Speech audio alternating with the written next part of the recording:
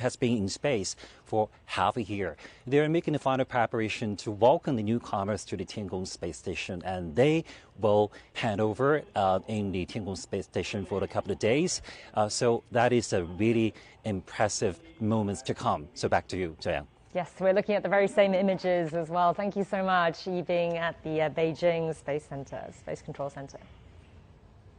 We notice that all these 3 crew members are checking their handbooks, so they are very, but they are very confident, but still they are very careful to ensure that they are familiar with any step.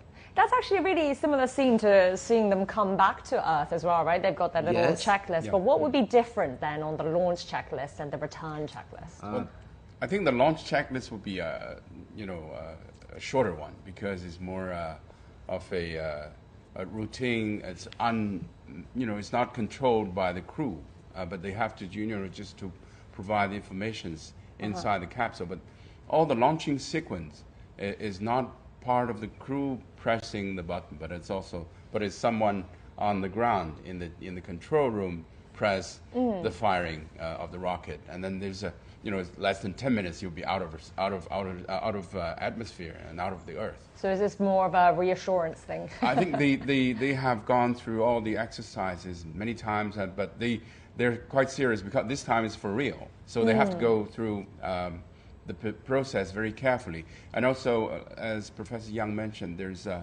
what we call a full-time safety protection.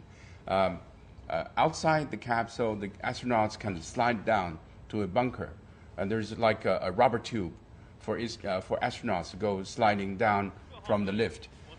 And also inside the capsule now, the what we call escape tower is activated. So in case we're at the 2-hour countdown now. Sorry to interrupt you there. It's T-minus 2 hours and counting. Yeah. So 2 hours to go till launch.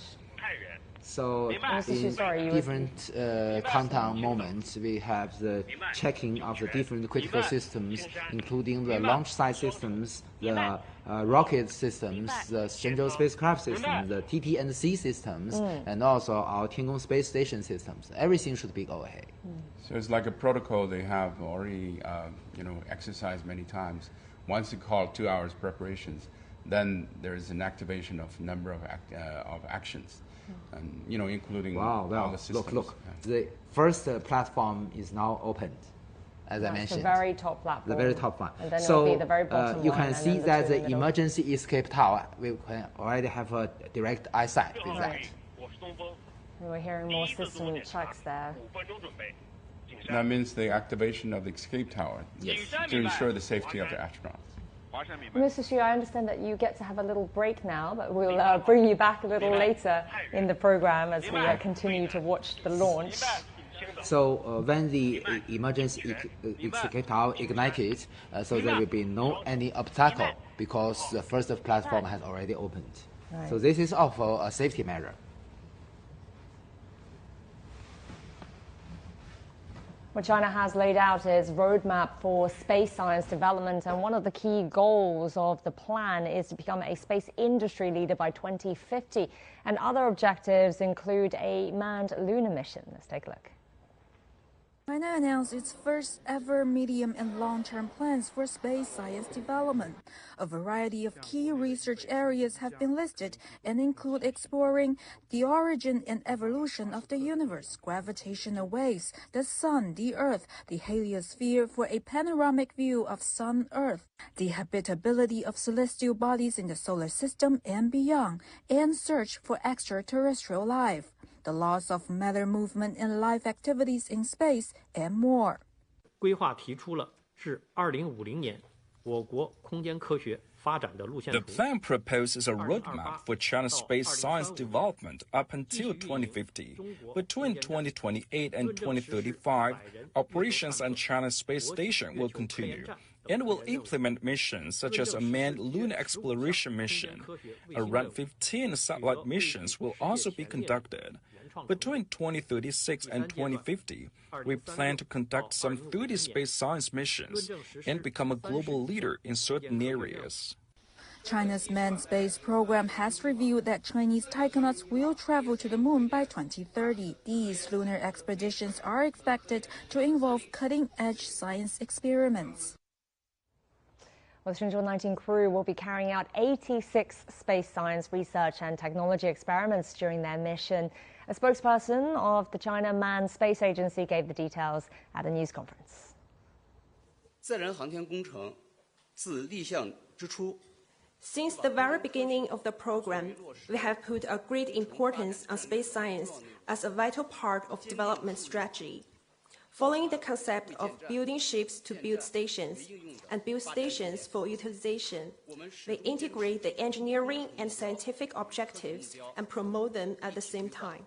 Our program's space science and application missions are critical parts of the national strategy. We have actively participated in the making of the national medium and long-term plan, and will see it to be implemented. During the Shenzhou-19 flight, according to the plan section on biological and physical science in space, 86 space science and technology experiments will be carried out in the field of space life science, fundamental physics of microgravity, space material science, space medicine, new space technology, etc. For instance, structural analysis of protein crystals grown under microgravity conditions and non-equilibrium dynamics of soft matter. It's expected that a number of scientific achievements will be made in frontier research on fundamental theories, preparation of new materials, mechanisms of physiological effects of space radiation and weightlessness, submagnetic biological effects, and molecular mechanisms, etc. In addition, on the occasion of the second anniversary of CSS completion, we will publicly release the progress report on scientific research and application of China's space station to the society, introducing the representative results achieved since CSS entered the orbit. In the future, we will use the plan as a guide to further focus on key issues, strengthen the organic integration of scientific objectives and human spaceflight missions, and make greater contributions to the high-quality development of China's space science and space costs. Now, we've been playing a bit of musical chairs. Professor Young and I were where we were, but we now have Wule here in the studio with us, our veteran space reporter. Wule, great to have you in here. Now, Wule, you've covered a lot of space missions and China's lunar program as well. Tell us a bit about your experience. How does this one compare? Yeah, exactly. So this is my fourth time to cover the human space flight missions after the Shenzhou-11, Shenzhou-16, and Shenzhou-17.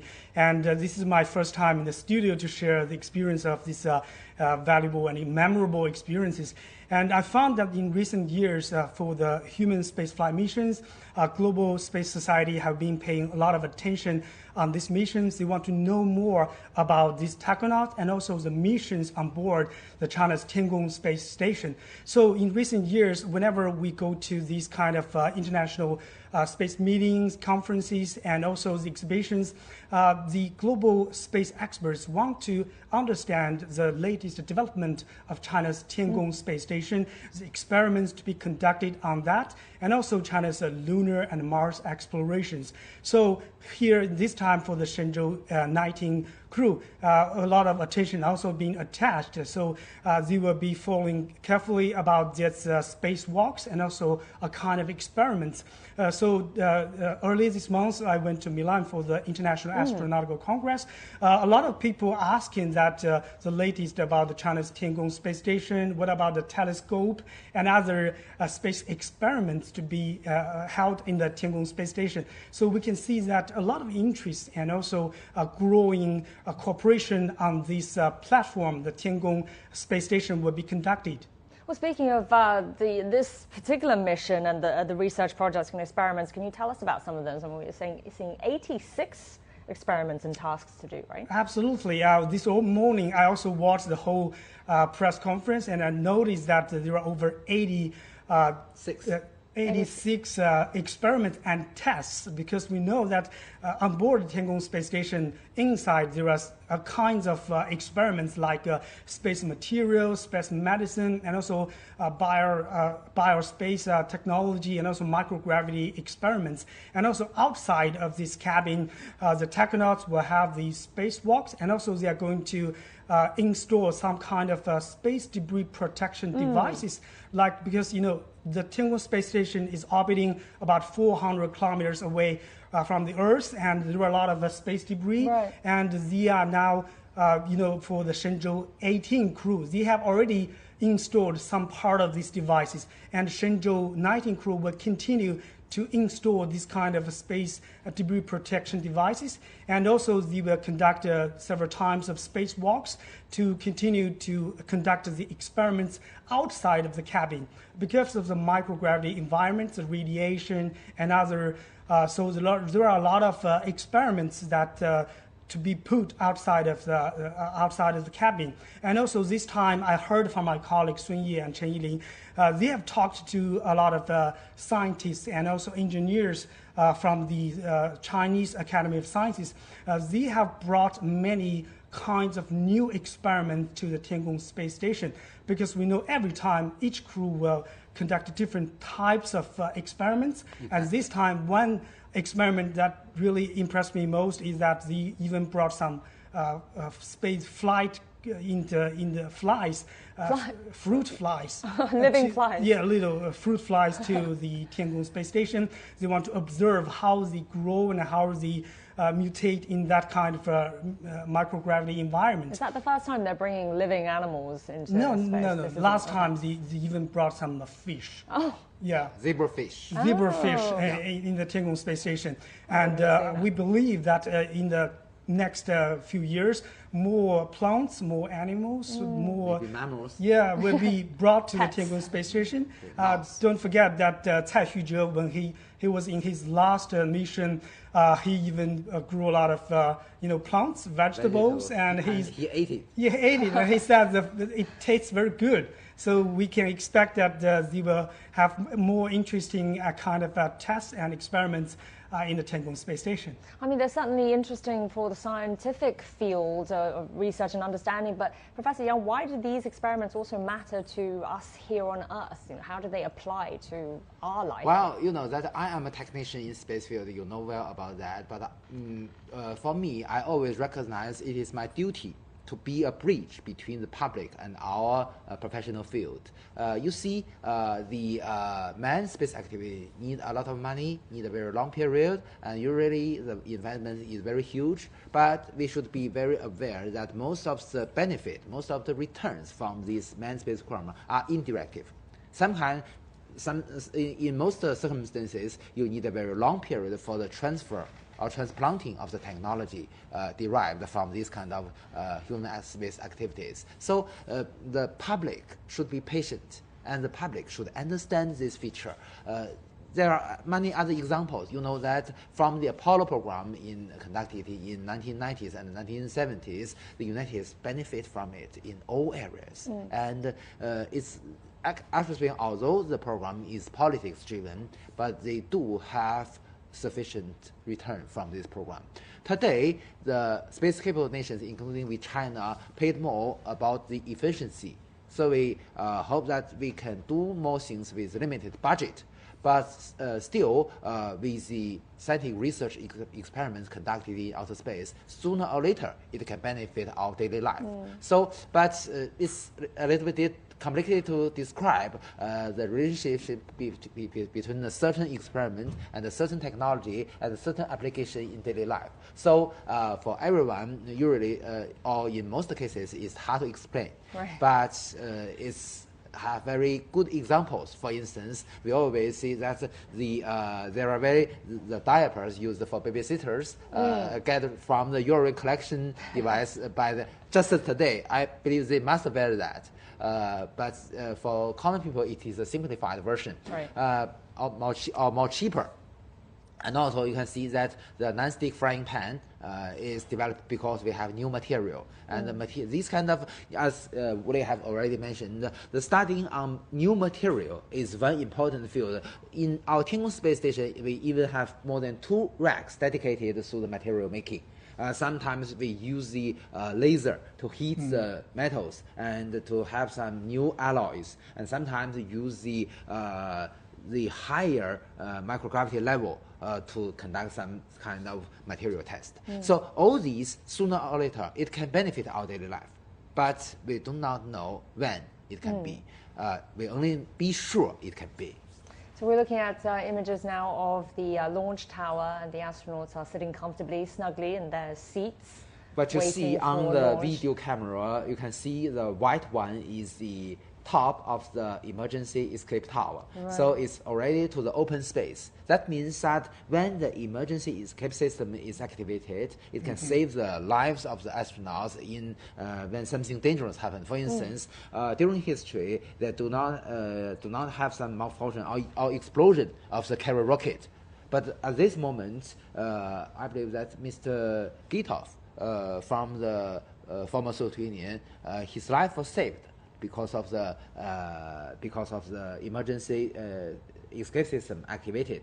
And just now, I believe that just inside the International Space Station, the commander of the new IDCU, Mr. Haig, Nick Haig, he has experienced an emergency escape during the Soyuz MS-10 mission because during the separation of the boosters with the core stage, there is a collision, and the malfunction detection system judged that it is dangerous, and then the escape system activated. So Mr. Nick Haig is the one just experienced these kind of things. So, I mean, these spaceships, they're constantly being updated with the latest technology, right? So what's different about this particular one compared to its predecessors, to both of you? Well, you know, that's, we call this Long March 2F a human-rated launch vehicle, or the only human-rated launch vehicle now in China, which means that to concern about the reliability and the safety is much higher than other launch vehicles used currently in China. Because, you know, for human missions with crew inside, we must ensure its safety. Based on the original design, different from its predecessors, the Long March 2E, although the Long March 2F have a similar configuration with the Long March 2E, but it has a new malfunction detection system. So the reliability of the Long March 2F is much higher than the Long March 2E. Originally, the reliability, the flight reliability is about 0.97 or 97%. It can ensure the safety. But still, you know, that this is not safe enough for astronauts. 97% means that for every 100 launch, maybe in 3 times we put the astronauts in danger. So this is not safe enough. So that is the reason we add another emergency escape system. So that is a very remarkable feature of the Long March 2F because it's a very sharp tower. So with this emergency escape system, we can increase the safety of the astronauts from the 1.97 to 1.997, which means that with every 1,000 launch, we only have in 3 cases the lives of the astronauts may be threatened. So this is already acceptable. But today, you know that with the launch of so many Shenzhou spaceships, the reliability, I don't know the exact figure, but the reliability and also the safety for the astronaut is also increased. Yeah. So today, with more and more practice, the Long March 2F and the combination with the Shenzhou spacecraft is already become a very, very experienced and very reliable crew transportation system for our Tiangong space station. Don't forget, China is also developing the new generation manned rocket, the Long March 10, and also new rocket, new spacecraft for the manned lunar missions before 2030. So the scientists already developed that prototype, and that I think in the next few years they will conduct the tests and also the launch before around 2028, before it can be used to launch the technonauts to, you know, on the moon. So that will be the second human-rated launch vehicle of China. And it is based on the 5-meter diameter core stage. So it's much bigger than our Long March 12 because the core stage diameter is 3.35 meters. So with the technology we get based on the Long March 5 series, we can have the experience to make the Long March 10 launch vehicle within 2 years. Right. As Mr. Woolley has already mentioned, maybe the maiden flight will be conducted in 2027 or 2028. All right, well, let's get back to this current spacecraft that's carrying the Shenzhou-19, and let's hear a little bit more about the system, and our reporter Chen Yingling spoke to a researcher. The Shenzhou-19 is the fourth manned spacecraft for a mission to China's space station in its use and development stage. Its structure consists of 3 modules, similar to the previous Shenzhou spacecrafts. The Shenzhou manned spacecraft is mainly composed of 3 sections, namely the orbital module, the re-entry module, and the propellant module. The orbital module is mainly the work and living area for the taikonauts after entering orbit and is equipped with sensors for rendezvous and docking with the Tiangong space station. The re-entry module can be seen as a cockpit. The propellant module is equipped with solar panels and engines, mainly to provide power. The main upgrade of the Shenzhou-19 spacecraft is its loading capacity, which allows room for more cargo and a more spacious environment for the taikonauts. We have optimized the orbital module product and layout of the spacecraft. Our research and development team have conducted a lot of tests and experiments in order to fully verify its transport capability. This year also marks a momentous occasion, the 25th anniversary of the maiden flight of China's Shenzhou spacecraft, the Shenzhou-1. From that historic moment to ambitious missions of today, generations of engineers have put their hearts and unwavering belief into this journey. What we frequently say is that manned space flights are a matter of life and death. During the entire development process, we always kept this in mind. We display our rigorous, cautious, meticulous and practical work style to ensure that the entire work is foolproof. The Shenzhou-19 spaceship has much lined up after taking off. The spaceship will dock with the China space station from the front port of the core module. The assembly already has the Shenzhou-18 spaceship attached. The Shenzhou-20 spacecraft is also standing by at the Jiuquan Satellite Launch Center for emergency rescue. Chen Yingling, CGTN from Jiuquan Satellite Launch Center. Now, at the recently concluded International Astronautical Congress in Milan, Woolley spoke with Marco Antonio Chamon, the president of the Brazilian Space Agency, and he talked about the potential of future cooperation between the 2 countries. President Marco Chamon, great to be with you here in Milan. What are some of the latest trends that you have seen and being impressed with during this event? Very impressed here is the blossoming of the industry in space, the private industry, the private business we have here. One thing that is very impressive is space stations. We have a lot of proposals of private space stations doing by many companies here. I saw many companies providing complete solutions for small satellite constellations. In fact, a real revolution in space. China and Brazil have collaborated in the space sector for over 35 years, with 6 China-Brazil Earth resource satellites being launched. So what can we expect for the collaboration between these 2 countries in the future? We have today 2 satellites in orbit operating, Sirius 4 and 4A, that we share in terms of data and control. But now we are moving forward for other technologies. One, radar is very useful too for land imaging, and meteorology that is very important to us in terms of monitoring and the forecasting of natural disasters. We will discuss and we will act in terms of lunar or space exploration outside the orbit of Earth with China. So it's a really fantastic and very fruitful collaboration that we have between Brazil and China. Brazil and China are both founding members of the BRICS bloc. these countries have signed on to cooperate on the remote sensing constellation program. How important is this program for future collaboration in the space sector among BRICS countries?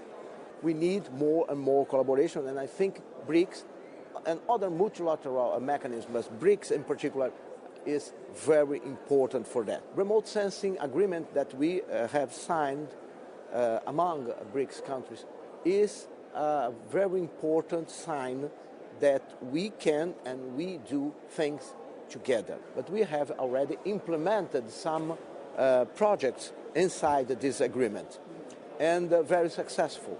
Training and capacity building for the use of the data. I think that the future for BRICS and BRICS Plus is to expand our collaboration in remote sensing, including other technologies and capacity building.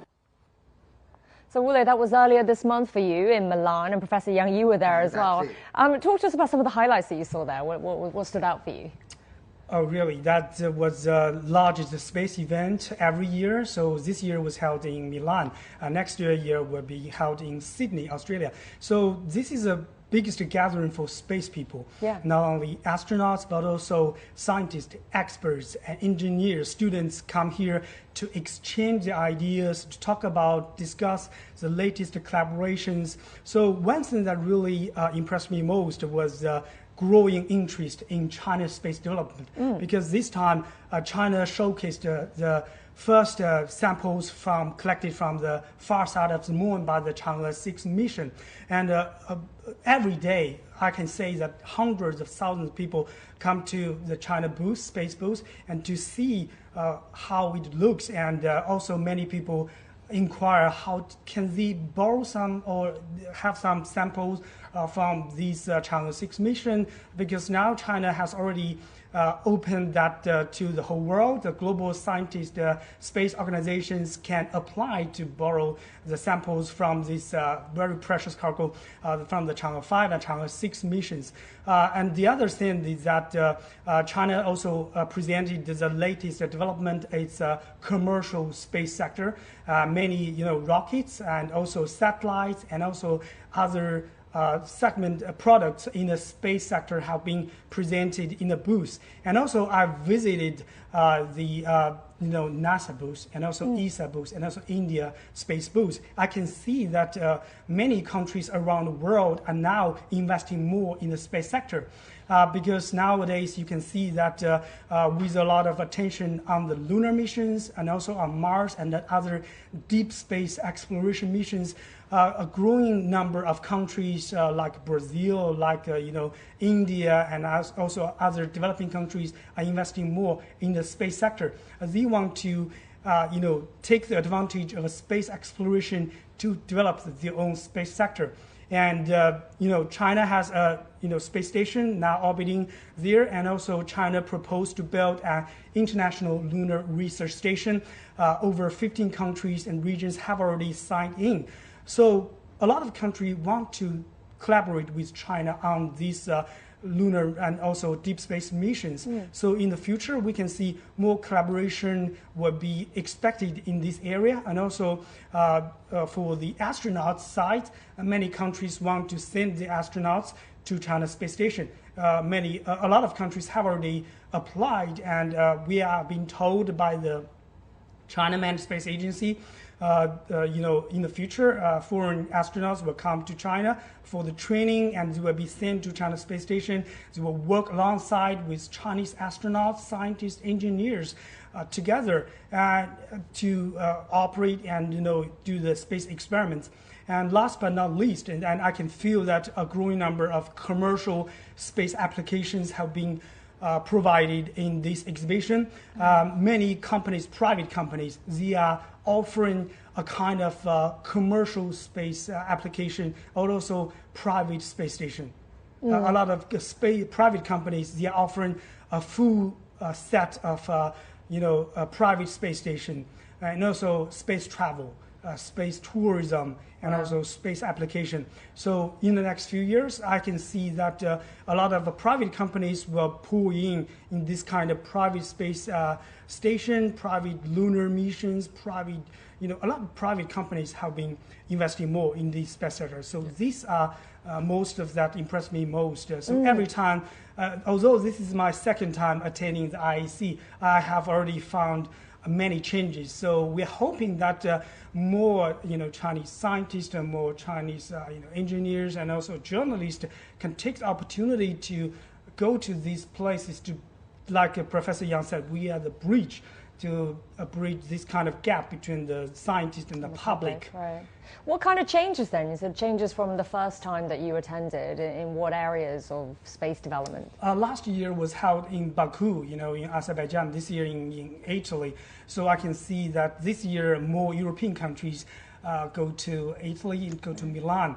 But we can feel that a growing number of Asian countries, developing countries like the many African countries also go there. I talked to the CEO of South African National Space Agency. They also showcased their, they have brought over, I can remember that 15 private companies from South African. They are showcasing their latest development about the satellites and like the micro satellites, and also they are hoping to be part of the whole space sector. So I can feel that a growing number of developing countries, they are hoping to take part in this kind of whole sector, because that for the space sector they have rockets, they have satellites, they have facilities, training, a lot of things that you can be part of this whole ecosystem.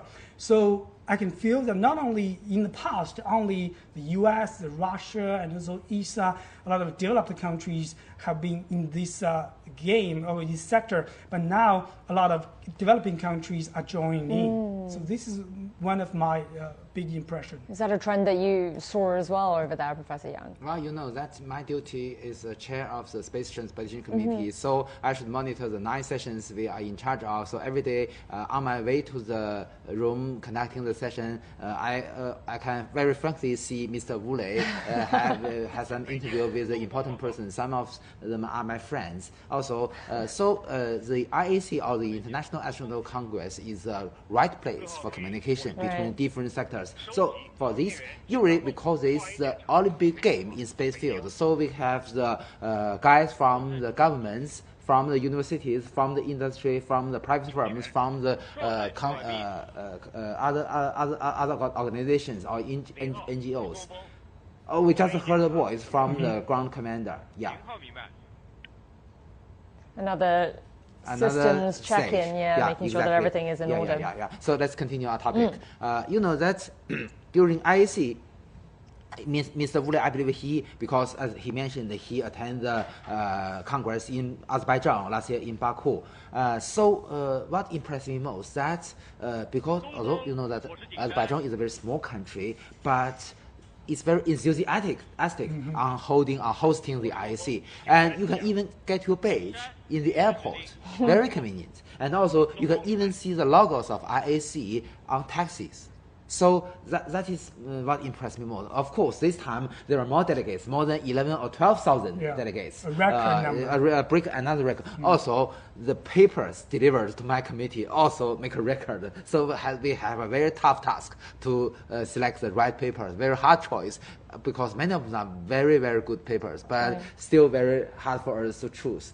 But still, I should also emphasize that the IAF community should plays a leading role in the communication and better understanding of different organizations. We have a concept of the 3G, or gender, geography, generation. So today we see the launch of the Shenzhou-19 crew with different gender, with different generation. And of course, with the view of China with different geography, because they come from different provinces in China. So the 3G is a basic concept of the IF community to have more concern on diversity. So this is a right consideration to improve the better understanding of the communication between different areas of the world and to benefit the whole world. And, you know, with more emerging countries, more developing countries joining in the space game, you know, they are going to be looking for more collaboration, possibly with China as well. So what potential areas do you see then for this sort of cooperation, collaboration in space? Yeah, during this IEC, I think a lot of countries showing interest in the International Lunar Research Station that I mentioned, because over the next few decades, I think that will be a mega project on the moon, on the south of the moon. And they are going to build, you know, a permanent base. The scientists, the astronauts, engineers will be working there, and to study the lunar resource, and also take that opportunity to continue the deep space exploration. And during this IC, and the Chinese city of Hefei has already applied to host another IC in 2028. So the the deep space exploration lab, the headquarters is in Hefei city. Exactly. So the deep space exploration lab is going to host, planning to host the IC 2028. So we are hoping to that more scientists, engineers can take this opportunity to know the latest developments about the International Lunar Research Station. So during this time, this week in Milan, I met a lot of scientists and also engineers. They want to know what is the latest about this International Lunar Research Station, who will be joining this, and what kind of experiments can be conducted aboard this lunar research station. And China has been quite open because, you know, the U.S. is now taking the Artemis mission back to the moon, but also a lot of other countries are also trying to conduct some kind of private lunar missions, and China is no exception because at this period of time, lunar missions, and also don't forget the Mars mission. China will conduct the Tianwen-2 and Tianwen-3 Mars mission in the next few years.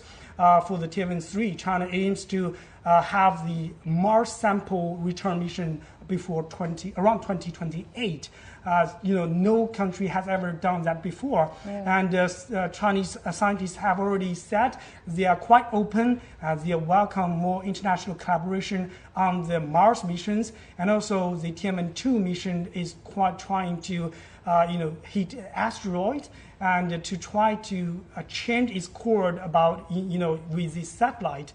So a lot of experiments can be expected in the next few years. And also we know the Tiangong Space Station, the United Nations Office for Outer Space Affairs. We also met the director this time, and she said she will continue the collaboration with China Manned Space Agency. They have already selected the first batch, but with the ongoing expansion of the China Space Station, more experiments, more countries will join the China Space Station. So we can expect from the manned missions to the lunar missions to the Mars missions, and also the private space, also the scientific, satellites.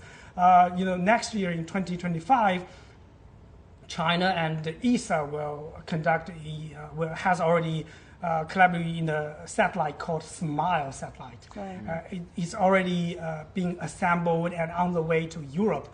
That satellite was the latest collaboration between China and ESA. It will be launched in Europe, in France. And also, so we can expect this year we talked about the China-France collaboration of SWARM satellite, very long collaboration between China and France. So in the next few years, we can expect more this kind of collaboration in the satellites. So I think you can see from different levels of collaboration, from satellites to joint missions, joint trainings, and also lunar Mars missions. So we as journalists, we are quite excited to see these kind of missions, joint missions, especially when the foreign astronauts come to China.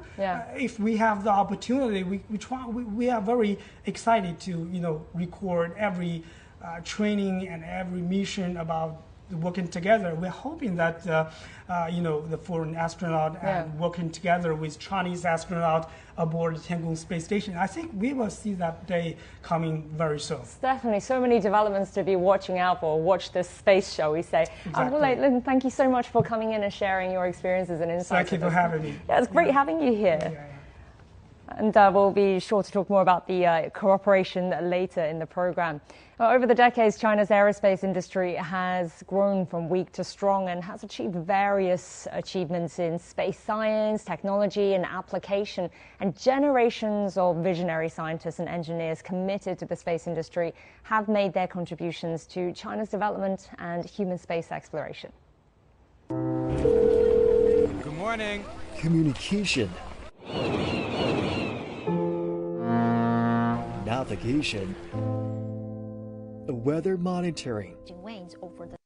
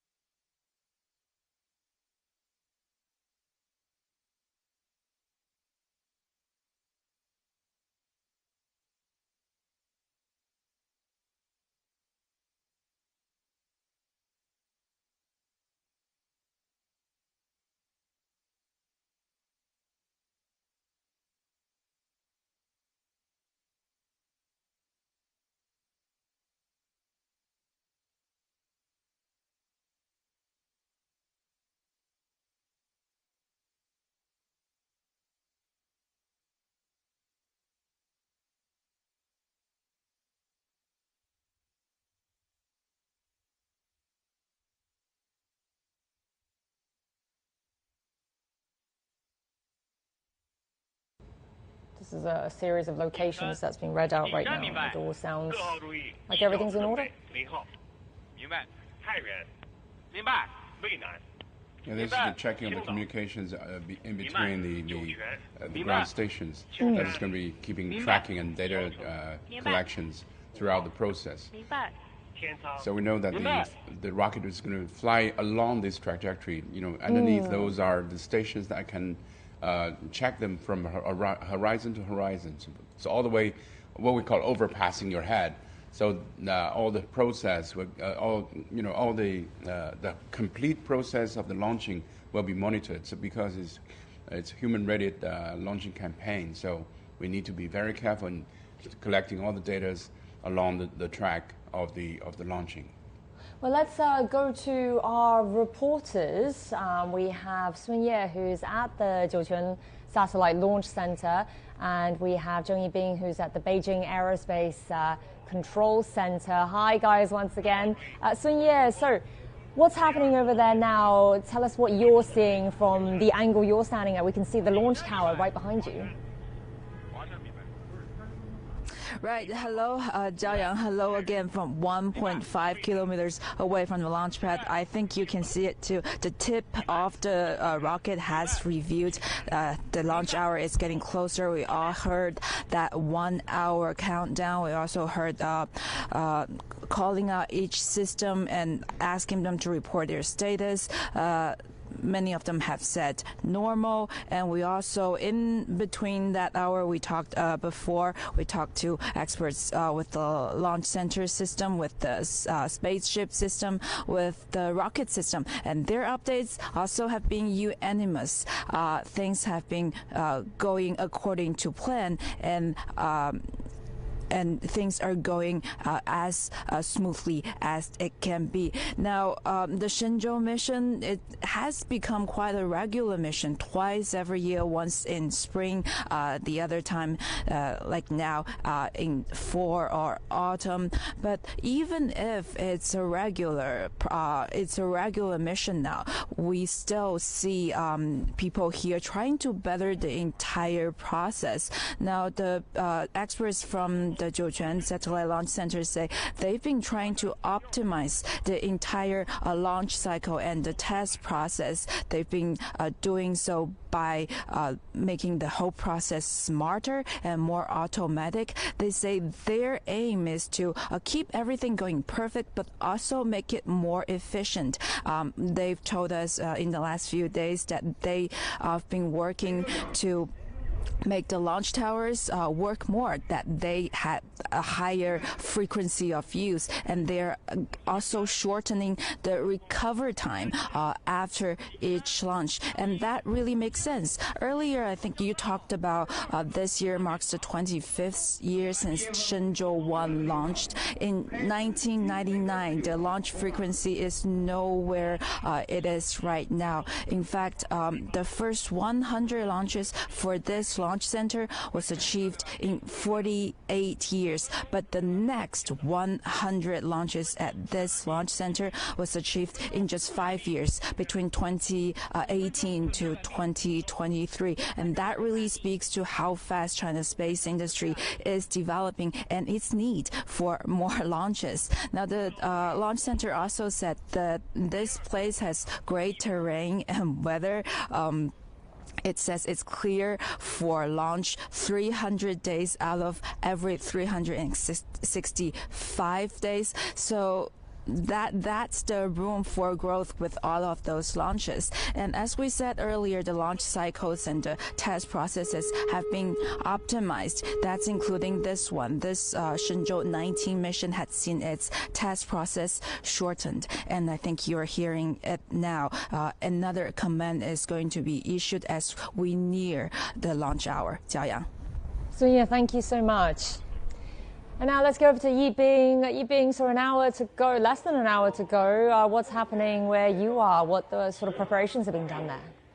Well, good early morning, Zhou Yang. Well, in less than 1 hour, the Shenzhou-19 spacecraft will be launched from the Jiuquan Satellite Launch Center. Here, we're at the core, the coordinating center for this whole mission, the Beijing Aerospace Control Center. As you can see, as you can hear, well, actually, the center is going through the system check with all the ground team for this mission.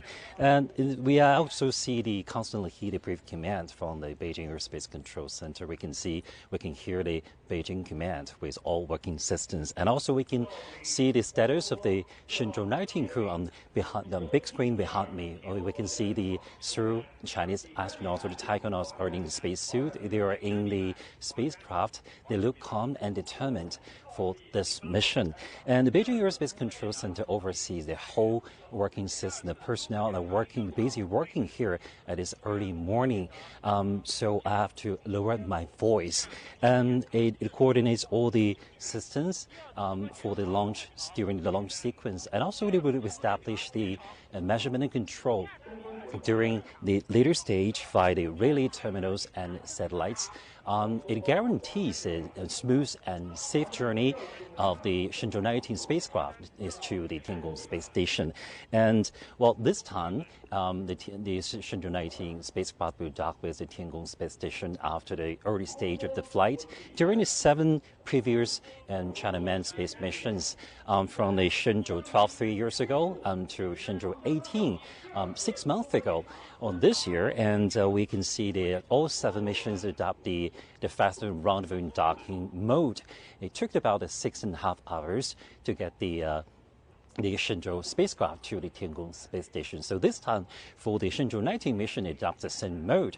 So after this faster rendezvous and docking, we can see the exciting moment of the space meet between the 2 Shenzhou crews in China space station. Back to you. Indeed. Thank you so much, Yibing, and we'll check in with you again later.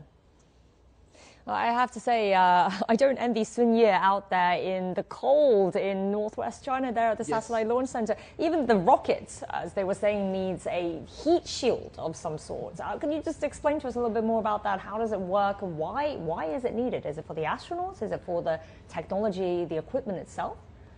Actually speaking, our launch complex, the design is very advanced, although it made many years before. You know that, as I mentioned, the launch complex has the service tower, while the service tower have 4 rotational platforms. So just before the launch, before the countdown, maybe 2 hours before, we can form a closed envelope for the whole launch vehicle. So it has air conditioners inside, so it can keep a very comfortable temperature for the launch vehicle and for the Shenzhou spacecraft. Moreover, you know that also we have air conditioning and ventilation system inside the payload battery. So that's the reason we can have a right temperature. Moreover, we've already discussed, actually speaking, from the view of necessity, you know that the Long March 2F rocket uses the hypergolic propulsion system, which means that its fuel and the oxidizer, the propellant, work in room temperature. So that is more convenient to use. So usually under the, you know, that in Jiuquan Satellite Launch Center, we can even launch the Long March 2F in extremely cold. I can remember maybe in 20 years before, we launched the Long March 2F in December or November. So that's much colder than today. So even in that extremely cold weather, we can launch Long March 2F. So that do not have any problem today. So at least above 0 today. So then why does the 19 have this specially designed first ever heat shield?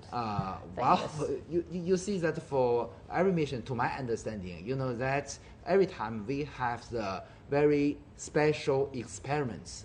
For instance, during the previous some Tianzhou cargo ship missions, and also during our previous Shenzhou missions, we have some biological experiments. And the samples is very interesting. Must be made just maybe 1 or 2 hours before the launch, and then brought into the cabin. So this is a very good example of the special requirement to the launch vehicle and to the spacecraft itself. And the you see temperature inside the spacecraft, is that why? Not only temperature, you know that they are living things, as Yansu already mentioned. So, for instance, some cells to check the certain biological study, they must be made just before the launch, several hours. And today with the refrigerator on board our Tianzhou spacecraft and maybe also on our Shenzhou spacecraft, we can have a lower temperature for some samples. So this means that we have more advanced measures to have more complicated experiments. So maybe this is one of the reasons. But of course, for any sample, you may still remember that during the live coverage of CGTN on the return of the on the Chang'e 5 mission, we also have similar measures on the re-entry capsule to keep it warm. Yeah. So exactly. So of course, from the view of our designers and also those made these products, they always recognize this as their own kids. Okay. So this is the reason, I believe, part of the reason. Sort of almost like just testing out new gear and technology. Even some of the Russian capsules, in outer space, they have their coatings. It's like a warm jacket out in outer space because, the extreme temperature difference between the shadow and the solar side of the vehicles can be radical, can be 200 or 300 degrees different. So heat exchange and also thermal protections are very important, especially for manned missions with biological organs on board. So I think, once you see the rocket on the pad, you see that there's ventilation and power system still going on into the launch vehicle itself. With -2 and -1 hour launching preparations, we can see a sequence of unlocking of the rocket itself. It's fully fueled, but there are some keys that needs to be removed. It's just like an airplane. You have to remove them before you fly them. So those are locks. You have to unlock the rocket before you ignite them. So these are part of the sequence that we're doing. We can also see some umbilical cords that going into the rocket. What will be connected through those cords? Those are, first is the power, right. And second is the communications. And these are connected to the launch vehicle because the launch vehicle batteries are limited and has to be reserved. We see that the indication of a successful launch is the deployment of the solar array. So later on we're going to see that once the solar array is deployed, we have power on board, and then the launching is a success. So before that, we use the ground support system in communications, in power supplies, even in air conditions for the astronauts. So all of these are going to use the ground until the last minute. We preserve the battery. Preserve the battery, preserve the power on board, so that they can be used in outer space. What Yan-Song has already mentioned, the transfer of the power supply is a very critical milestone for the launch sequence. You know that, as Yan-Song has mentioned, we use both on the launch vehicles and also on the Shenzhou spacecraft, we use the storage batteries, sometimes zinc silver batteries, some lithium batteries to store the electricity. But you know that the capacity is limited, so we hope that we can remain more to the orbit, so it can increase the reliability and ensure the safety of the mission. So for most testing, we conducted that utilize power supply on the ground. With the cables connected to the launch vehicle and the spacecraft as well. So you can see that at the moment, you can still see that the 4 platforms, only the top ones are still closed, and now we are open another one. The very but bottom even one, after all these 4 platforms are opened, still we can see some very small arms connected to the launch vehicle.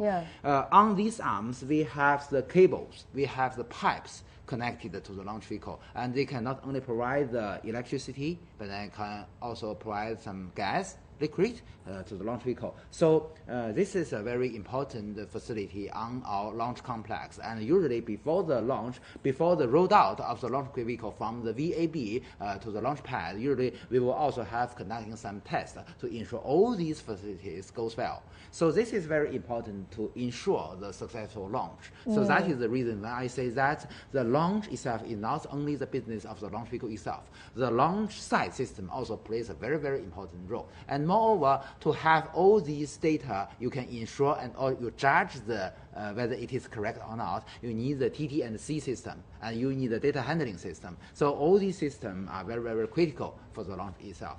It is also very interesting that, before the launch, we must ensure that in the dropping area of the substages, in the drop area of the boosters, we must ensure it's already safe enough.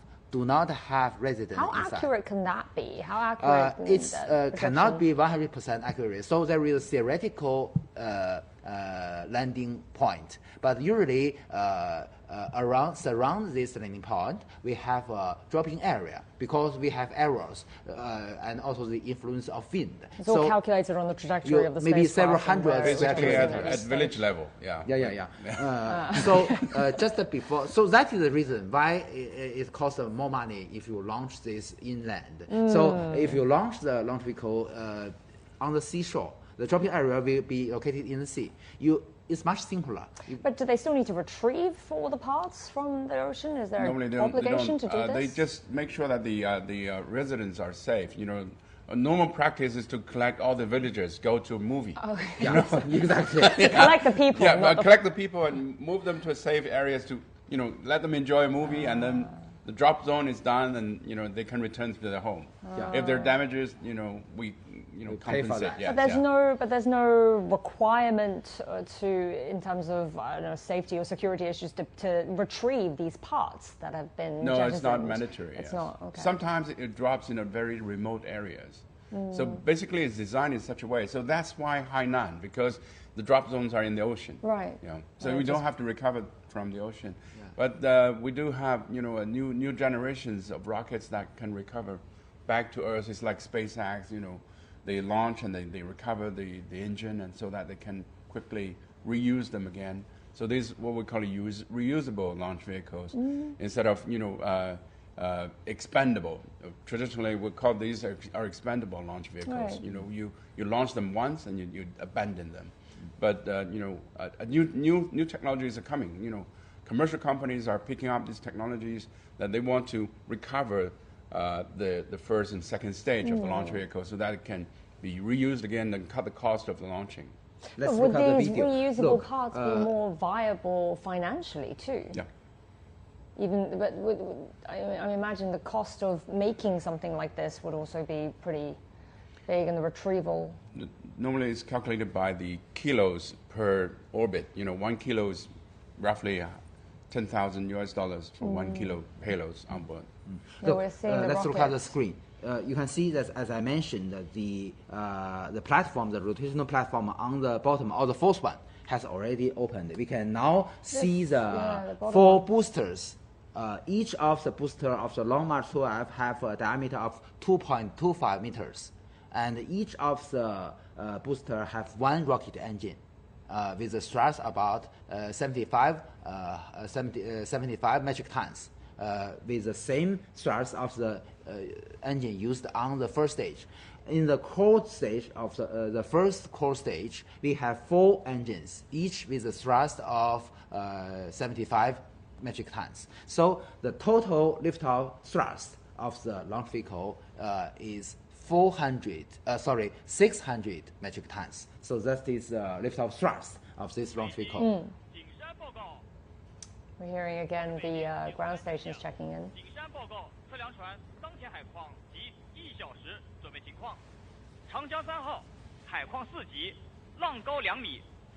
Seems to be a report of the conditions on the oceans. Yes, it's the ocean-going boat that for TT&C purpose. What the voice mentioned, the Changjiang 3号 is the name of the Yuanwang 3 space tracking ship. So it's now in the Pacific Ocean, and based on the report, there do have some tide, about 2 meters high. Yeah. So that's the tide also influence the stability of the ship. So it will influence the tracking functions of the antennas. So this is also very critical. So that is the reason why we need to have this kind of report. So eventually, once this spaceship, once it lifts off and it starts jettisoning off all its parts, right, all will be left would be the part that's at the very top of the tower that we can see now? Like all the rest will just be... Not even the top of the tower, because the top of the tower is going to be escape tower. And the escape tower is going to be abandoned again. So it's going to be... first is the drop of the strap-on boosters or side boosters, and then the escape tower. Escape tower. And then the strap-on boosters, and then the fairing, and then the first stage and the second stage. And eventually just... And eventually just the service module and the capsule. The orbital module. Okay, sorry. T-minus 40 minutes and counting. So in different stages, we have different checking sequences. So what happens at 40 minutes? Well, T-minus 40 T-minus minutes. 40 minutes, I believe that many critical checkings of the Shenzhou spacecraft and the launch vehicle has already been successfully conducted. And you can see at this moment we are continuing. I believe that's another rotational platform is now opening. So we can see more and more of the fuselage of the Long March 12. The Long March 12, as I mentioned, is only one human-rated launch vehicle in China. It can meet the requirement of the high requirement to the reliability and safety to carry astronauts to outer space. And this rocket is derived from the Long March 2E. Long March 2E is the first launch vehicle in China that use strap-on boosters, the side boosters. So this is, actually speaking, this is also concerned with commercial space mode. You know that in the late 1980s and in the early 1990s, China hopes to enter the international launch service market. But at that moment, we do not have a powerful enough launch vehicle. So it is very interesting that at that moment, still, we do not have the technology of the side boosters, and we just deliver the design, the proposal to our customers in US, and then they agreed, and then we get the chance to design and make this Long March 2F and conducted some flight test, and then to utilize this in the commercial market. So this is the story. Although it is conducted by a state-owned company, but it is completely commercial activity. So that's very interesting. Well, let's hear from the researcher of this spaceship system, and our reporter Chen Yiling spoke to him. The Shenzhou-19 is the fourth manned spacecraft for a mission to China's space station in its use and development stage. Its structure consists of 3 modules, similar to the previous Shenzhou spacecrafts. The Shenzhou manned spacecraft is mainly composed of 3 sections, namely the orbital module, the re-entry module, and the propellant module. The orbital module is mainly the work and living area for the taikonauts after entering orbit and is equipped with sensors for rendezvous and docking with the Tiangong space station. The re-entry module can be seen as a cockpit. The propellant module is equipped with solar panels and engines, mainly to provide power. The main upgrade of the Shenzhou-19 spacecraft is its loading capacity, which allows room for more cargo and a more spacious environment for the taikonauts. We have optimized the orbital module product and layout of the spacecraft. Our research and development team have conducted a lot of tests and experiments in order to fully verify its transport capability. This year also marks a momentous occasion, the 25th anniversary of the maiden flight of China's Shenzhou spacecraft, the Shenzhou-1.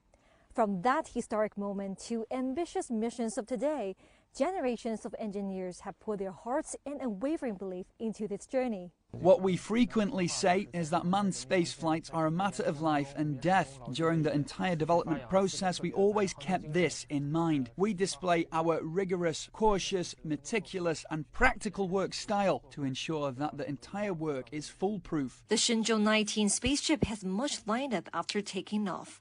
The spaceship will dock with the China space station from the front port of the core module. The assembly already has the Shenzhou-18 spaceship attached. The Shenzhou-20 spacecraft is also standing by at the Jiuquan Satellite Launch Center for emergency rescue. Qingling, CGTN from Jiuquan Satellite Launch Center. So the Long March 2F rocket that's lifting the Shenzhou-19 crew is China's only manned carrier rocket. It has now been 25 years since the model's first flight. Here's Sun Ye with more. For the Shenzhou-19 mission launch, the final leg of the journey for its spacecraft and carrier rocket combination starts from here at the iconic assembly tower here at the Jiuquan Satellite Launch Center. The transport to the launch pad process has the rocket and spacecraft combination moving upright all alone.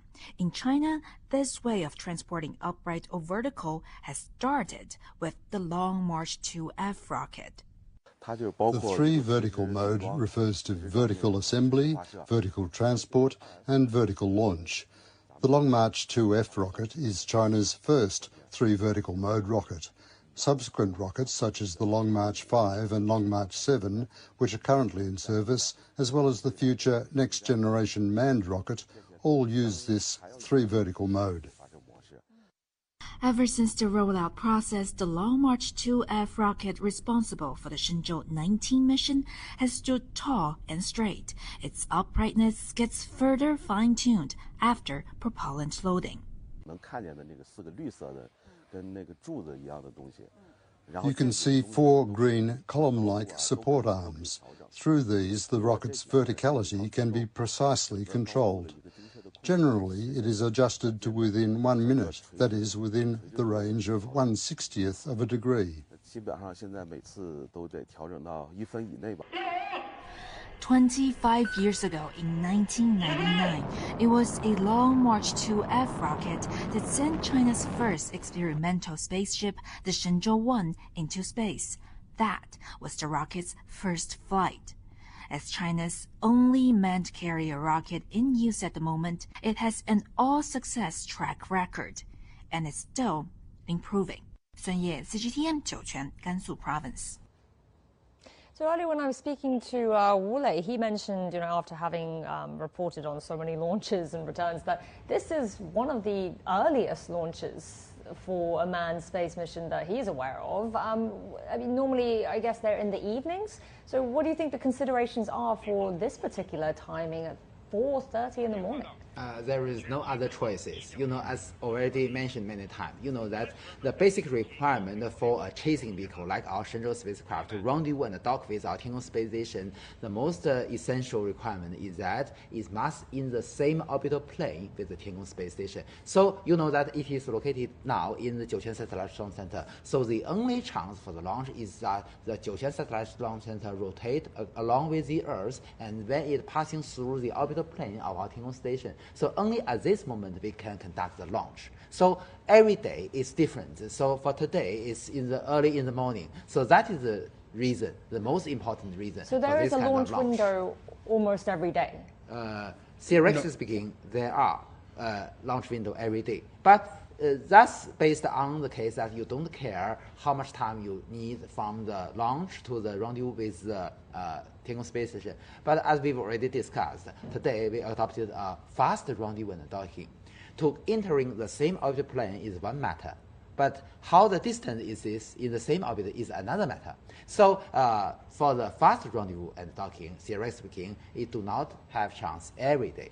So for this kind of 6-hour or even shorter fast rendezvous and docking, it is a more strict requirement to the relative position between the chasing vehicle and the target vehicle. So for this kind of requirement, usually it do not have the launch window every day.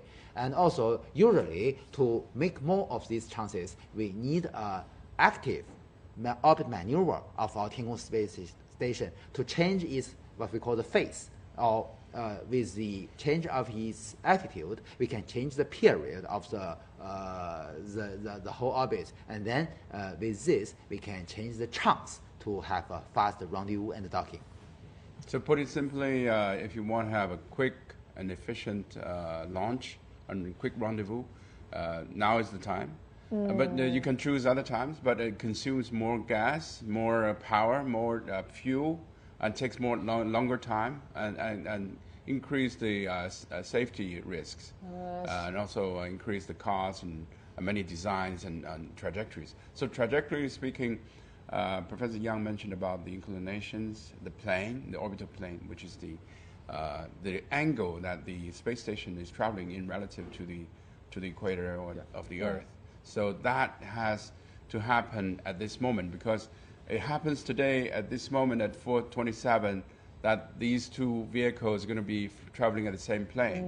And then you can have a quick rendezvous and docking without too much maneuvers in orbit, which also can cause issues. And so essentially, they picked this time for being the most efficient and the because fastest. you know that for every Shenzhou spacecraft, they only have limited propellants installed. Right. So that is the reason we hope that we can save more propellants during the chasing phase. So with this measure, we can save the propellant. Okay. I think we're about to hit the countdown. Okay, T-minus 30 minutes and counting. So this is we are more closer to the launch. So Shenzhou-19 will be launching in 30 minutes time, and looking at that full view of the launch tower there, and we've got just one more rotating platform left. Is it one or two? I can't really tell now from this angle. I think there are two. Two more left. Now we can see still there are two rotational platforms closed. The two in the middle. That's still two in the middle. waiting to open. So at this 30-minute countdown, this is a pretty critical stage, and as you were explaining earlier, every stage maybe comes will with be something. the 20 minutes or 10 minutes, T-minus 10 minutes and counting. So in terms of the astronauts themselves, I think all checks will have been completed for them, right? It's now just a technical, some technical matters to go through. Well, one of the most important check is that to check the airtight sealing of the helmet. So you know that's the IVA spacesuit or the intravehicular spacesuit is the second measure to save their lives. The first is the pressurized module. So if anything wrong happened to the pressurized module, the re-entry capsule, if then the leakage happened, the IVA spacesuit can save their lives. So before the launch, they must close their helmets, close the face mask, and check if the airtight sealing is efficient. Are they able to conduct that check yeah, themselves, they will or do check they need to go that. through a system? This do not need that much. themselves. Yeah, they will check and report to the ground. Only with this check conducted can they ensure we can go further into the next step. So safety has been considered as a priority to the astronauts. Oh, yes, exactly. At full stages, even before they board the rocket itself, and also in the capsule, we rely on the escape tower, which can lift them out of the rocket and land in a safe area. Once the escape tower is ejected, we have the capsule that can also return to Earth with a parachute. Yeah. So at full stage, we have the safety of the astronauts at any time that they can abort the mission, they can come back to Earth safely. So we had experiences before with the Soyuz rocket that they have already traveled about 100 kilometers above the Earth, and they had an issue with the rocket, so they had to return with the capsule itself. Oh. So they made it, but it was a rough ride. Midway through the launch, yes, midway through the ride. It's returned. It's about less than 10 minutes of the launch. That's what I mentioned, the MS-10 mission, Soyuz MS-10 mission. Yeah. And this would be something that would be programmed into as a sort of a backup plan already in the launch plan. Look, this is another rotational platform has already been opened. We can see more parts of the fuselage of the core stage. Now even we can see the China national flags on the payload fairing. Sorry, so just remind us again, what are the dimensions of the capsule that these astronauts are sitting in? Well, that's what we see just now is the payload fairing. The diameter of the payload fairing is 3.8 meters, the diameter. 3.8 meters. And for the capsule, the diameter is about 3.35 meters. And also... you're talking about the diameter from the outside, right? But for them, it is the biggest one. But for the re-entry capsule, the size of the re-entry capsule, the biggest diameter is only about maybe 2.3 or 2.4 meters. So that's much smaller. So the advantage of use 3-module design with orbital module, the re-entry capsule, and the propulsion module is that the advantage you can build a very, very small re-entry capsule. So it's much easier. But you know that today the trend has already been changed. For the new generations, like our Mengzhou spacecraft, the diameter is much bigger. So it makes it possible that with a bigger diameter, the inner volume is already big enough. We do not need any orbital module. So comparing with 3-module design, with the new generation, we can adopt the 2-module design. And with the 2-module design, you know that almost all the new generation spaceship of all other space capable nations adopted this 2-module design because it has a bigger diameter, although it brings some challenge for the re-entry, but also have some advantage because with a bigger diameter you can also have a wider and more convenient inner volume, and also you can have more instruments recovered. So it is useful for the saving the money in retrieving the re-entry capsule. Well, 3 meters in diameter is sort of the space between us right now sitting around here, but it looks much more snug, exactly, because they have so much equipment in there as well, right? It's completely crammed. I didn't see the astronauts go in with any luggage, shall we say. It's already there. It's already there. In the orbital module. You can see that there are shelves everywhere, and the cargoes just put well and fixed well in the shelves. Yeah. So today, you know that it is very interesting. The role of the orbital module has already a little bit changed. You know that during the years before, they do have the function that it is a habitable area for the astronaut, because you know, as I mentioned, the re-entry capsule is too small, too narrow. It is not very comfortable to stay there for days, because so in the old missions we conducted several days of mission. For instance, for the Shenzhou-6 mission, the 2 astronauts, Fei Jinlong and Ni Haisheng, stayed in outer space for 5 days in this very narrow space. But today, you know that we've already adopted the faster rendezvous docking. Only we need about 6 hours. So today, the role of the orbital module has already changed. So we hope that we can have more, because it doesn't matter to stay in such a narrow space, because only a very short period, only 6 hours. Has it ever been used as an airlock? No, we only use it as an airlock during the Shenzhou-7 mission. Yeah. But today we do not, because you know that in Shenzhou-7 mission we do not have other choices. Because you have to go out to outer space for EVA, then you have to have an airlock. Yeah. So people can depressurize and then go out and come back. And they would use that as an airlock in the previous missions. Yes. But today, you know that with the faster rendezvous and docking, it's okay for the astronaut to stay in a so narrow place for this short period. So we can have more chance to install more cargoes inside the orbital module. We've already seen that. Yeah. They have modified the module. The expert mentioned that the 19 mission, they have enlarged the volume so that it can put more cargoes, maybe more apples in board. This is very meaningful for the biological experiments. Some living things. You can put that together with the astronauts like inside. Like the fruit flies. Yeah, so Mr. Xu, you were saying earlier that there would be another supply cargo ship going up there next month. Yeah, 2 weeks, right? It's roughly mid-November. Mid-November. They're planning to. And would that be the only supply ship then for the Shenzhou-19, or would be expecting another one a bit later? The Tianzhou-8 cargo spacecraft will both support the Shenzhou-19 crew and the Shenzhou-20 crew, because you know that the interval we launch a Shenzhou spaceship is 6 months, but for the launch of the Tianzhou cargo spacecraft, the interval is 8 months. It's different. So for Tianzhou spacecraft, it will support 2 crews. Okay, so the one going up next will be for this crew and the next. Shenzhou-20. Okay.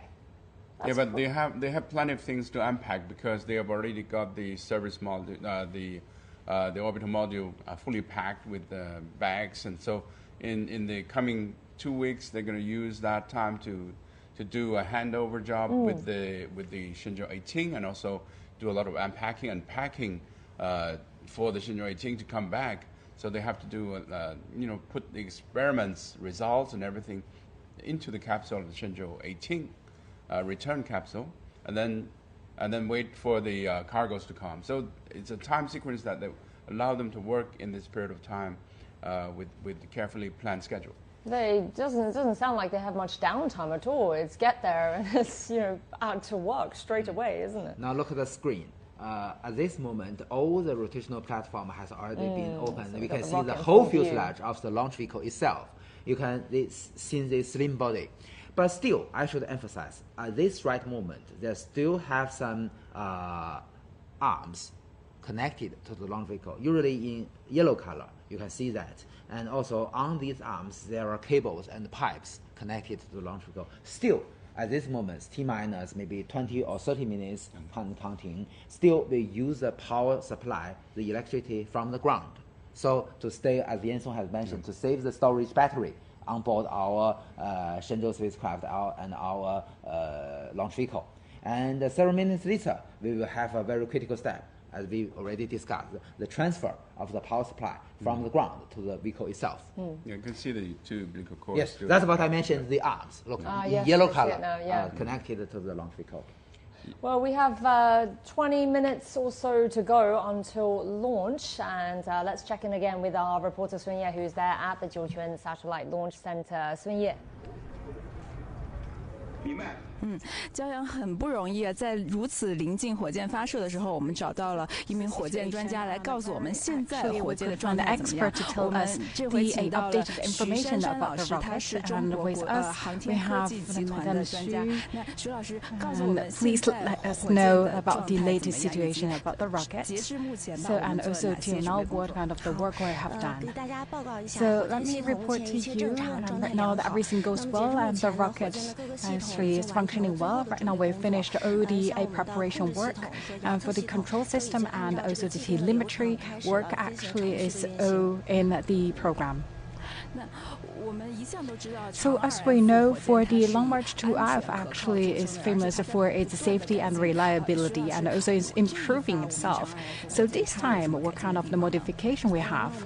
So for this time, compared to the Y18, so we have improved 23 items, and we talk about the structural system and also the techniques, and also for the sealing and also the tightness, and also actually we improved the process of launch. Previously it needed 37 days, right now it's shortened to 30 days. Although it's saved that 7 days, a week time, but for the whole system it's improved our efficiency, but also we could tell that for the old system of the rocket, actually we showcase our confidence and our understanding about the whole system. And also we are very glad and also very excited just within 20 minutes we will see Long March 2F Y19 will send Shenzhou-19 to the space.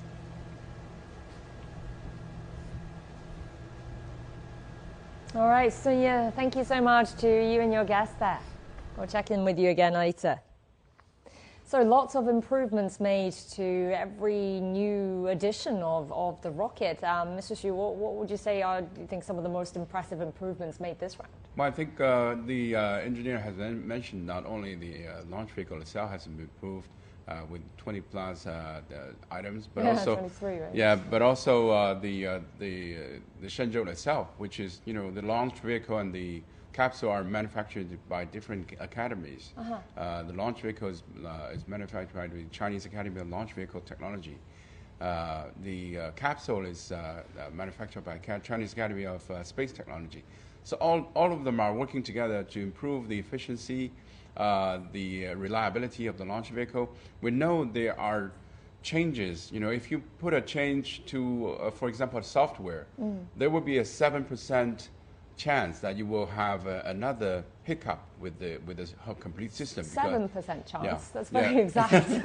Yeah. So if you put a change into the system, you have to consider all aspects, and this has been experienced by the Europeans Ariane 5, because Ariane 5 is using the Ariane 4 launch vehicle softwares, but the software was modified in such a way that lots of unfitted software functions were remained in the Ariane 5 launch vehicle. So that had a catastrophic failure for the first launch. So when you make changes, you have to be very careful that this affects the other sides of the complete design. So they made very careful improvement. I think it's very important to increase the efficiency of the launching campaign. She said from 37 to 30 days.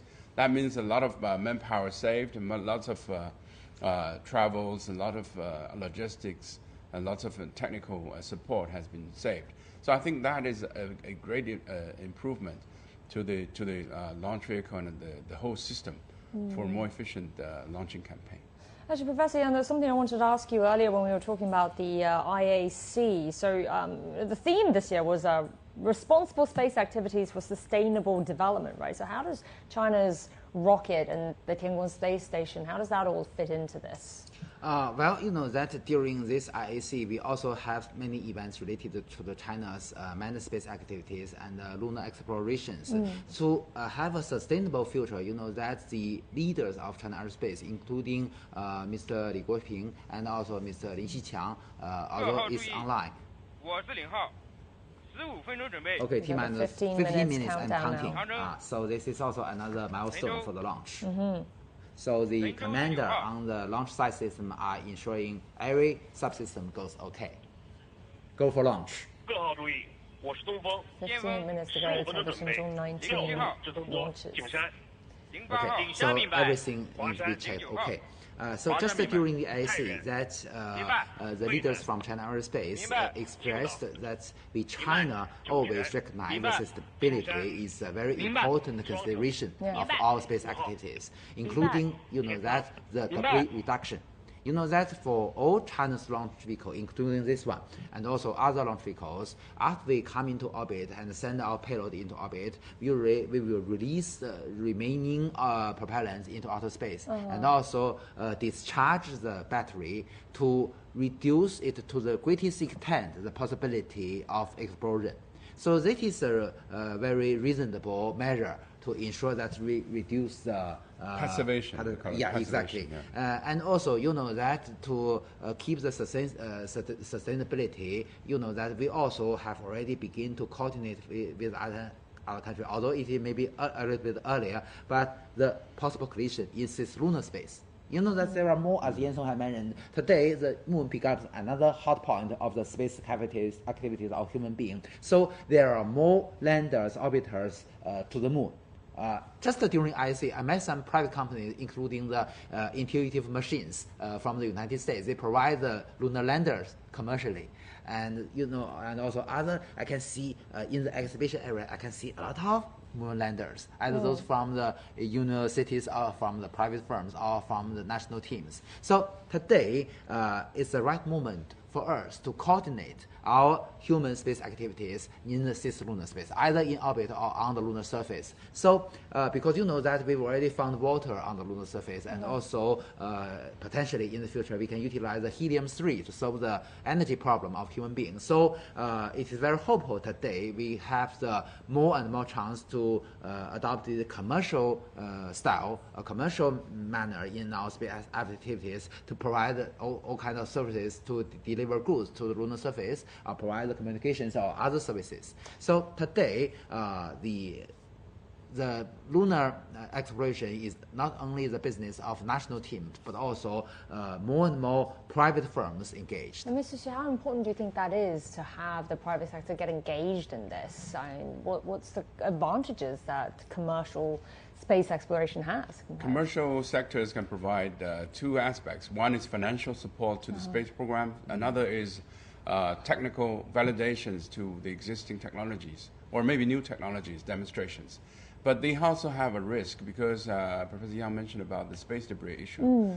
We have roughly 100,000 objects orbiting the Earth orbit with diameter more than 1 centimeter. 100,000? 100,000 is already in orbit. And also, sounds like a lot. We have also increasing number of commercial companies that is launching satellites to orbit with mega constellations. All three astronauts you can see on board, they have also the risk of colliding with the space debris. Yeah. So one of the launching campaign has to do is to calculate the orbit, because they have modelized all the space debris, and they have to calculate very carefully the opening of the space debris so that the astronauts can travel to the station safely. And one of the prominent payload on board this mission, Shenzhou-19, is to install a space debris protection shield on board the station. This is going to involve EVA activities. Later on, we're going to see that installation. So that shield can protect in a degree of the bullet speed space debris hitting the station, damaging the station, leaking the station, or hurting the astronauts. So this is one area that we have to be very careful. As you mentioned about the sustainability of ISS. What would that look like? What would that spaceship look like exactly? I think it's like a bulletproof panels outside of the fuselage. Sort of hovering outside, or with the space in between. The final ignition time has formally released. Yes, we've got 10 minutes to go. 4 o'clock, 27 minutes and 31 seconds. Yes. So that's the accurate time for the ignition. So but we're it's very looking interesting, at that almost exactly 10 minutes from now. Yeah. That it's very interesting that the countdown to zero, the definition in China and other countries are different.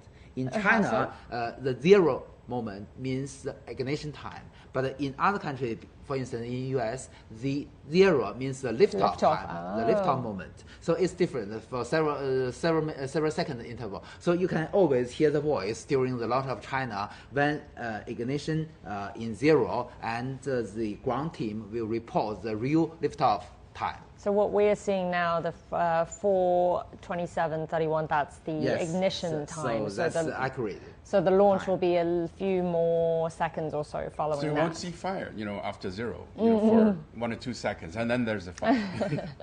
But so a little in delay. US, you can see the fire just before zero because the ignition is several hundreds ahead of the liftoff, and at time zero, it will lift off. Is it very precise then, the amount of time? Would they know in advance the amount of time between ignition and actual liftoff? Can that be calculated in advance? That's very important. It has to be very careful because the liftoff time is what we call a root parameter. That can calculate. It can be used for a root reference for calculation of the orbit. So once liftoff, there is going to be announcement, the exact timing up to the milliseconds, what time the liftoff. Exactly. So then after we see the ignition, which was announced there, how many more seconds after that will we then see the rocket actually lift off? Yeah. Just 2 seconds. Okay. So it's not a big delay. The ground team will report the real liftoff time, the real liftoff moment, accurate to milliseconds. Okay. After the liftoff, there's a first announcement. You can hear from there's a parameters. It's going to be announced by the control. So there's going to be a series of numbers. So that number is going to be used for calculation of exact orbit in the coming future. For instance, for this launch, there will be a voice called 起飞时刻动4时27分31秒497毫秒. Would you like to give that to us in English? Okay. Professor Yang? That's an example. So that called the real liftoff time is 4 o'clock, 27 minutes and 31 seconds and several milliseconds. So that would be phonetically similar to. Yeah. So that's so every time the same style. Yeah, but the cruise looks calm and firm, as they call it, and they're ready to experience. They still haven't 2 of them are first timers. Yeah, they still haven't put their visor, the helmet on properly, have they? So you can see Miss Wang Haoze sit nearest to the camera. Yeah. And already we can see her face mask has already her face window has already been closed, I believe. Wait, she's the one that's at the bottom of the screen, or the farther one? She's the one at the far closer end, right? to the bottom of the screen. Bottom of the screen. Yes, exactly. So as I mentioned, she is 03. Mm. Usually the flight engineer and all the payload experts sit in this position. And 02, as I mentioned, is Mr. Song Lingdong. He's got the parachute button. Yeah. To control, just not this time, just during the reentry half a year later. I hope he will also conduct a vertical landing. Well, that would be impressive. It'd be that something would be to remember more for him. For all the 3 crew members. And especially for him being his first time up there and the first time return, if you get a vertical landing. But horizontal, you can imagine you're being strapped by the safety belt to your seat, maybe face down. Yes, exactly. Not very comfortable. So if the vehicle, that there is a deviation between the center of his mass and the symmetrical axis. So because of this deviation, usually, in most cases, it will lie down. So that will be much more inconvenient for the astronauts. So we're looking at some of the conditions right now at the temperature, 3 degrees only. But visibility, very low wind speed, right? 0.8 meters per second, which actually. Is that low? Actually, good visibility. It is deep autumn in Jiuquan Satellite Launch Center, much colder than the night of Beijing. We can see Miss Sun Ye, very, very sick close. Yes, definitely. Yeah. So, 5 more minutes to go till ignition time. And just talk us through what the astronauts will be experiencing during the launch before they reach orbit. Parameters, and also maybe, as I mentioned, maybe they will already close their face masks. And also, that's the 5 minutes countdown. 5 minutes and counting.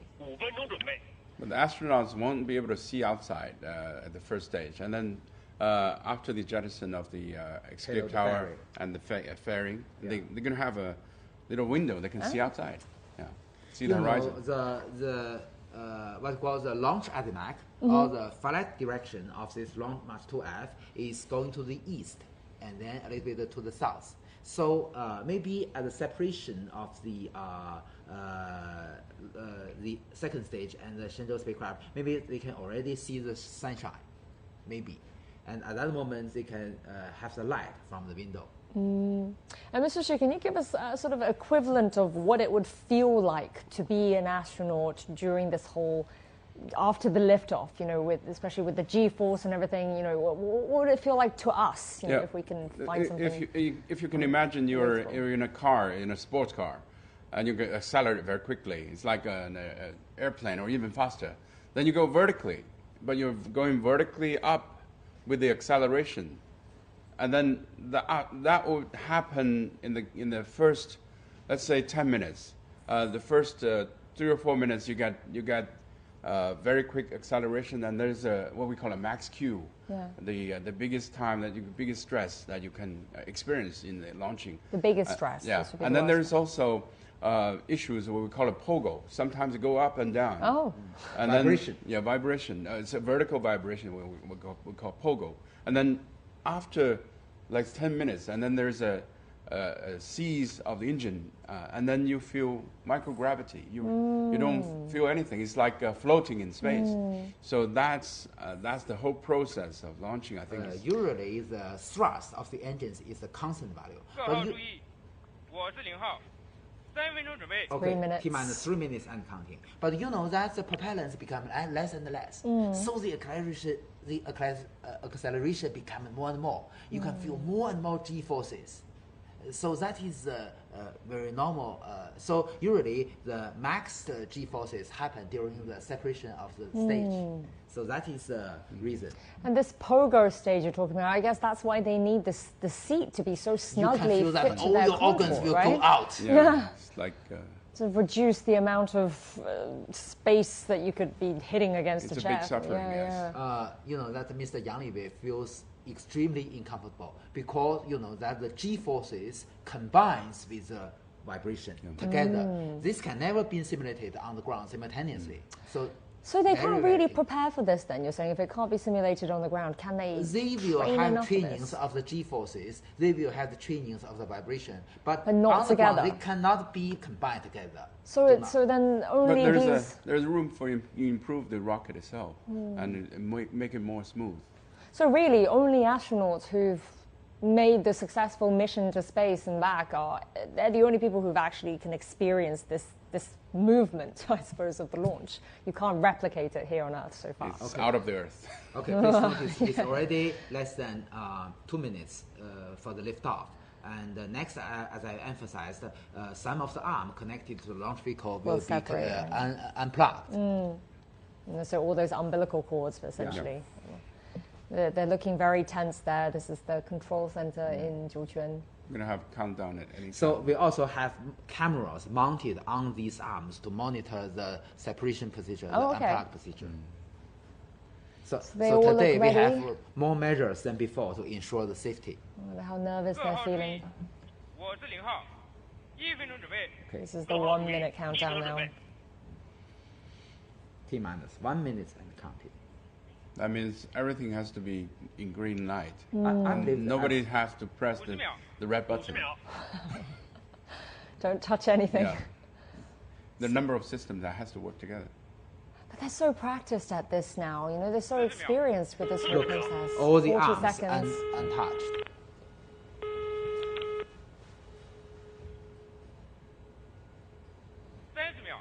$30 seconds to go. So the transfer of power supply also accomplished. The rocket is on the top. Maybe the astronaut will salute. Yeah, normally. I feel the tension. 10 seconds. 5, 4, 3, 2, 1. Salute.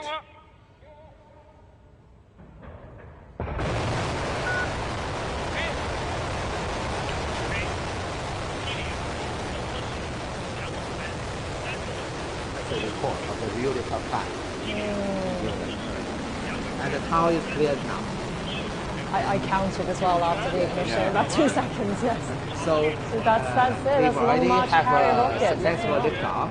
After about 2 minutes, we will have what Yansu mentioned, the first separation, right. the jettisoning of the emergency escape tower. This you see is a strap-on booster. Yeah, exactly. So this is a camera mounted on the core stage. Yeah. We can see 2 of the 4 strap-on boosters, 2 of the 4 side boosters. So as I mentioned, each have 1 engine. Looking down. I think we're hearing. Yeah. Really. Looking backwards. So nominal tracking. Now we can see that on the right of the screen is the camera mounted inside the re-entry capsule, and on the left is what the camera, as Yansong by Yansong, the camera mounted on the core stage, looking backwards. So at this point, they're not feeling so bad. It's when the boosters come off. We have G-forces and vibration, not very comfortable. They're accelerating. Yes. And it became more and more worse because with more and more acceleration, with less and less propellants. So it will get progressively worse. Right now is not the worst part. There's a max Q. There's maximum time. Right. You're in the transonic procedure. So any minute now, I think we'll see the propellants come The off. speed is not still. It is very interesting that maybe at this, maybe next ceremonies in Beijing, maybe on the top of this building, you can see the trajectory because it's very bright. And we should get outside. You can see the trajectory of the second stage. Now you can pay attention to the escape tower. It's going to be ejected anytime. Exactly. Yeah. At about 2 minutes. Small fire on top of the rocket. Right. Looking at the very point of the rocket. Oh, there it is. It just went. Jettison. Yeah. But still, we have rocket engines on the payload fairing. If anything wrong happens, we can still use the engines to separate the rocket. The image on the right there that we saw was a simulation, was it? Or, yeah. Yeah. And now this is a real optical. Yeah. Well, on the left of the screen is the infrared video images. Yeah. Next stage is the separation of the strap-on booster. You're going to see four strap-ons are going to be separate at the same time. Yeah. Okay. It looks like it's happening. And this is when the villagers will be glad and then the separation that of the first watching stage. a film somewhere. Okay. The first stage also separated. That is the announcement of the boosters having separated. Yeah. So the rocket is on the second stage. Yes. And the next step will be the separation of the 2 payload fairings. At that moment, maybe the astronaut can enjoy the view. Yeah. The separation of the fairing means you're out of this world now. Then you're out of the atmosphere, and you have no drag from. Do not need the protection of the aerodynamic forces. No. Now, this is a video get by the camera mounted on the rear part of the second stage, and this is a video inside the payload fairing. We can see the folded solar panels of the Shenzhou spacecraft. And when that is released, you see the separated. There we go. The bottom right screen there. Fairing's gone, now they can see the world. But obviously, at this moment, the Shenzhou spacecraft is still in the shadow area of the Earth, so the astronaut cannot see the light of the sun. Yeah. But they can already view the beautiful Earth now. They're checking their it manual should be above again. Shandong at this moment. Not yet. Maybe 7 minutes later. Yeah. The separation point of the launch vehicle, the second stage, and the Shenzhou spacecraft will be to the east of the eastern coast of China Sea. maybe in the Yellow Sea area. So it's all very precise where it's going at what time. You can predict. Everything is designed. Yeah. So the USB reader works normally, and also tracking. Nominal tracking, nominal functioning. So everything goes well now. Yeah, and the astronauts are looking pretty comfortable in there, flipping through their manuals. Now you can see that on the second stage, we have one main engine and several vernier engines. The main engine has a thrust more than 80 tons. And the vernier engine to change the stability and also direction of the second stage. And the next step will be the shutdown of the main engine. But the full vernier engine is still working for several seconds to ensure the accuracy of the trajectory. Now you can see that's the second stage, because it is at night, it's very bright. Yeah. This is a camera mounted on the end of the second stage, looking backwards. So far with the Shenzhou missions, have we ever had a daytime launch? With manned missions? We do. Manned missions? Yes, we do. The second stage works much longer than the first stage, although it has a shorter length, has less propellants, but because it only has one main engine, about 80 tons level, so it works much longer. Okay, Qingdao ground station has already have the data link connected to the launch vehicle. But this moment is still to the west. Yes, west, yeah. And then it will fly across the Qingdao. And still have connections with Weinan Station in Shanxi province. That's my hometown. Yeah. Getting a good view there. So you can visit the ground station. So I guess it's above Hebei at this moment. Maybe in Shandong. Yeah. So after Shandong, it's going to be entering the Pacific, and then the boat will take over. Our space tracking ship, our Yuanwang 3 space tracking ship. So we can really draw out the map of exactly where this You can rocket see is the bright passing by flame now. of the vernier engine, and also in the middle is the main engine, very bright. So the vernier engine can have a servo unit to move its direction to change the attitude of the second stage, and also to keep it stable. What period of time are we looking at before they reach orbit?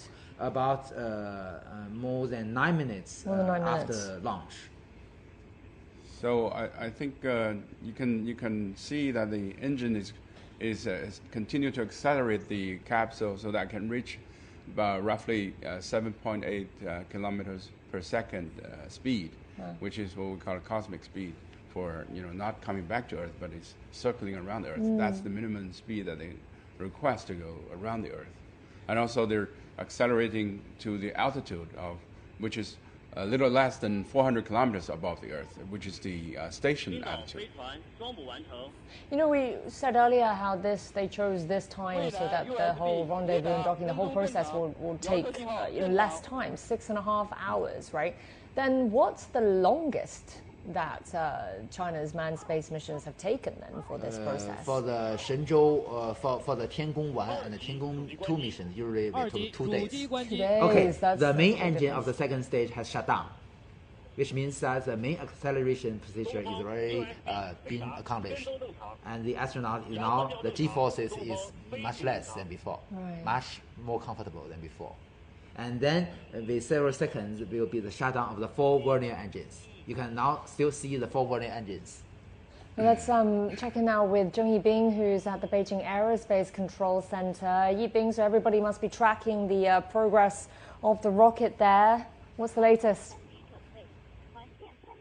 Shenzhou-19 spacecraft has been launched from the Jiuquan Satellite Launch Center, and we saw the exciting moment of the ignition and liftoff of the flight combination of Long March 2F carrier rocket and Shenzhou-19 manned spacecraft.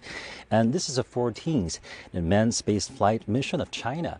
And also, its mission is to send the Shenzhou-19 crew to China's Tiangong space station to take the baton from the Shenzhou-18 crew for the 6 month long stay in China's space station. And also here at the Beijing Aerospace Control Center, we saw the whole process of this launch sequence.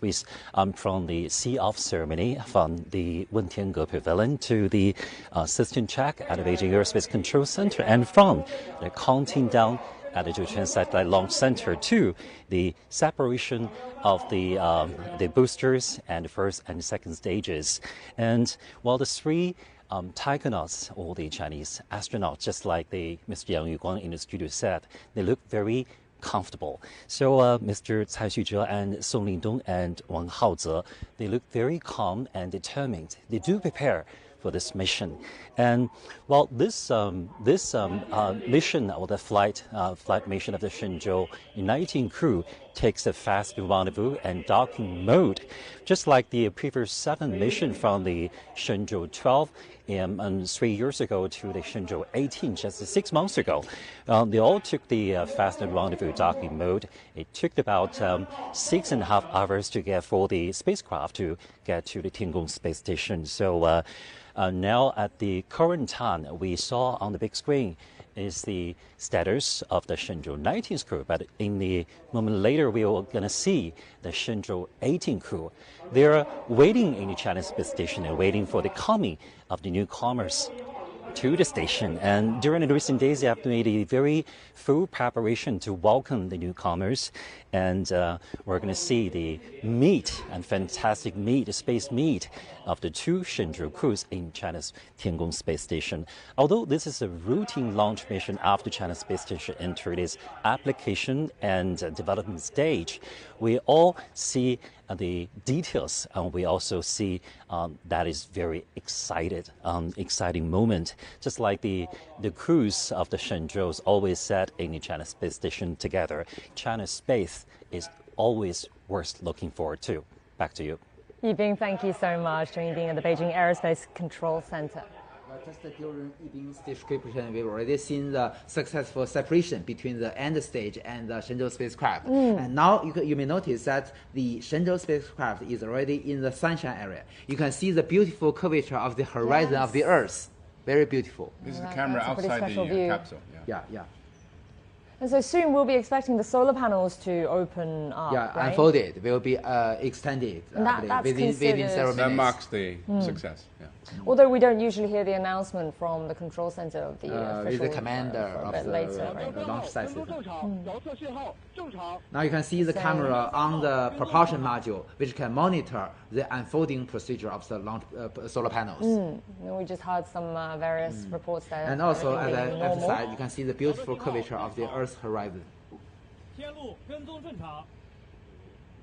Okay, unfolded.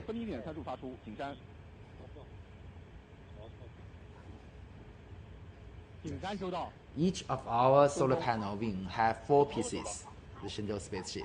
How many solar panel wings does this have? 2 wings. Each have 4 pieces. And then we can see the Shenzhou-18 crew in there eagerly awaiting. So we expect the 2 crews to meet by midday Beijing time, right? Exactly. Meet for lunch. The 5th lunch date. The 5th rendezvous of different crew in orbit. Yes, the capsule itself has to find the sun so that the solar panel can be driven by a system called SADA to face the sun to generate maximum power to provide the capsule with electricity. It finds that automatically? Yeah, it has a sensor. And the orbit maneuver to chasing the Tiangong space station will all be done automatically.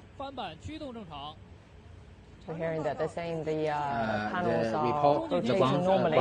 Ground staff report, as Yan Song has mentioned, the SADA working normally. Tianlu is the name of the Tianlian data relay satellite. We're talking about the tracking there. Yeah. Now you can see it's already in the daytime. You can see the Earth is so bright. Oh, I was wondering what that was actually. I wasn't sure. It's already above the Pacific Ocean. They find the sun. Sunflowers. So it's another day for them. That's the Shenzhou-19 crew speaking to the command center. Oh wait, the other way around. The voice of Mr. Cai Xuzhe. report on the health conditions.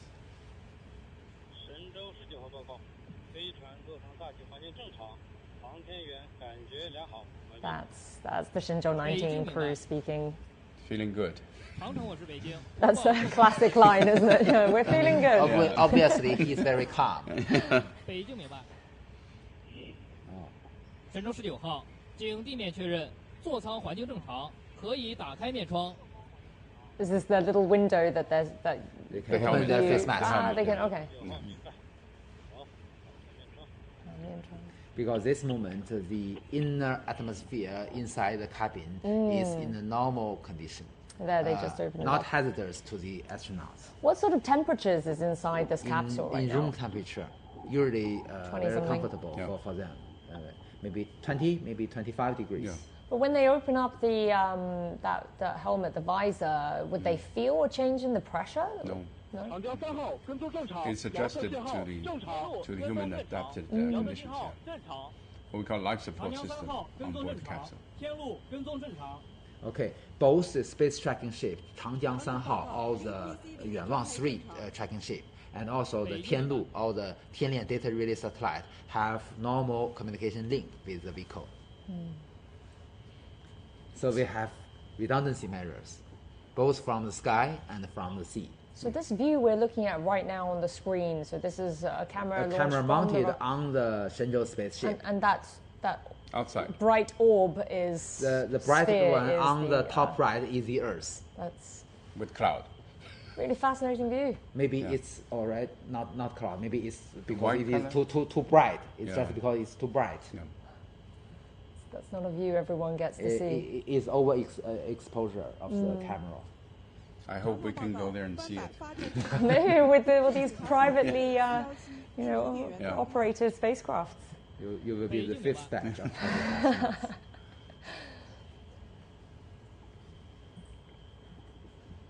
As Sun Ye was saying earlier, that the frequency of these launches now, these manned missions, every half a year, it's impressive, isn't it? Yes, to maintain the permanent presence of human beings on board the station, you have to do that in rotation every half a year. But astronauts do have longer times. They stay in the station. One of the longest one, an American, spent almost 2 years in the station. But when he came back, he said, I went to a foot massage. And the foot massager said, I've never tried a foot so tender. Wow.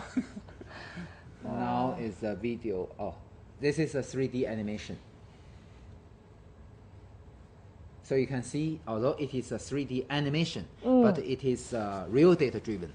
So the status, including the status of the panels, represents the real condition. 实时轨道与遥测数据监视判断，神舟19号飞船已进入近地点高度200公里，远地点高度362公里，倾角41.5度，周期1小时30分钟的预定轨道。太阳帆板展开，飞船工况正常。 航天员状态良好，北京出轨根数及出力参数已向各方向发出。 Panels are open, operating well. Pretty much as expected. Everything just went. With that apogee and perigee, it's in elliptical orbit. It's going to be having another maneuver before it's ready for rendezvous. It has a very small eccentricity. The perigee is 200 kilometers, and the apogee, or the highest point, is 362 kilometers. And if you put that in lay terms for us, the apogee and the perigee, we're talking about. It's like an elliptical orbit. It's in relative like to an Earth. Yeah. Okay. Yeah. So it has a near Earth point and it's also far Earth point. So that makes an elliptical orbit. The highest point is the station orbit.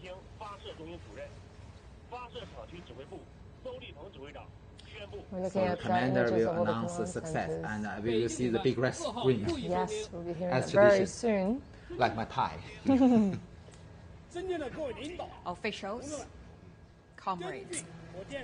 Based on the flight data and report from Beijing Command and Control Center, the Long March 2 IF-Y-19 carrier rocket has sent Shenzhou-19 manned spacecraft to the preset orbit. The solar panel has been unfolded successfully and is functioning well. I now declare the launch of Shenzhou-19 mission a complete success. Thank you.